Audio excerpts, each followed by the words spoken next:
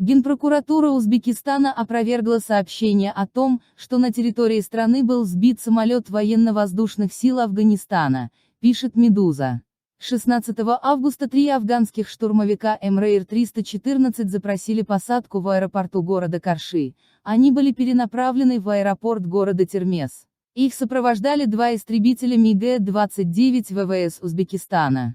Один из штурмовиков по пути к аэропорту столкнулся с одним из истребителей. По данным Генпрокуратуры Узбекистана, пилоты столкнувшихся самолетов катапультировались. Прокуратура также сообщила, что 14-15 августа границу Узбекистана незаконно пересекли 22 военных самолета и 24 военных вертолета Афганистана. На их борту находились 585 военнослужащих. Самолеты и вертолеты были принудительно посажены в аэропорту Термеза. Однако вечером 16 августа Генеральная прокуратура РО опровергла свое предыдущее сообщение о 22 военных самолетах и 24 военных вертолетах, проникших в Узбекистан из Афганистана. Через несколько часов эта информация была удалена из телеграм-канала ведомства, пишет НАС. Сотрудники Генпрокуратуры, отвечающие за размещение информации в телеграм-канале, принесли официальные извинения за поспешное заявление.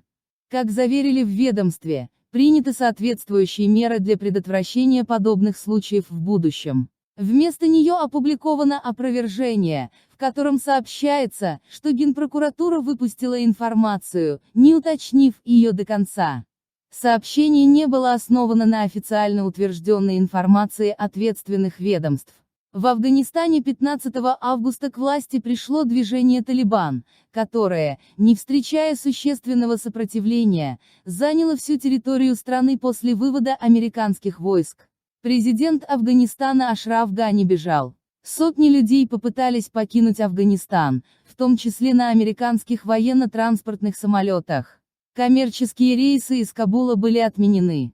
Так, около 640 жителей Афганистана были эвакуированы на военно-транспортном самолете Си-17 Globemaster Ай-Яй-Яй американских ВВС из аэропорта Кабула.